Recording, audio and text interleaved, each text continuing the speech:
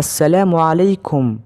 Maanta waxaan rabaa inaan kula wadaago nicmooyinka Allah subxaanahu wa tacaala uu ina siiyey. Ka hor inta aanan u guda gelin, haddii ay tahay markii ugu horreysay oo aad soo booqato channel-kan, saar subscribe, gambaleelkana furo si ay kuu soo gaaraan fiidiyo walba oo cusub. Allah subxaanahu wa tacaala waxa uu ina siiyey nicmooyin fara badan. Allah subxaanahu wa tacaala waxa uu ina siiyey caafimaad, balse waxaa jira qof Allah subxaanahu wa tacaala uusan siinin caafimaadkaas. Allah subxaanahu wa tacaala waxa uu ina siiyey caqli nagu filan, balse waxaa jira qof Allah subxaanahu wa tacaala uusan siinin caqli ku filan.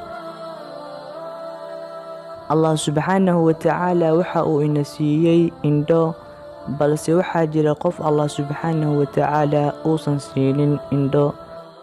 Allah subxaanahu wa tacaala waxa uu ina siiyey gacmo, balse waxaa jira qof Allah subxaanahu wa tacaala uusan siinin gacmo.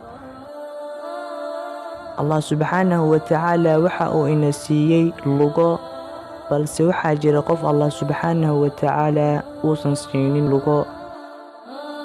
Nicmooyinka Allah subxaanahu wa tacaala uu ina siiyey waa nicmooyin fara badan.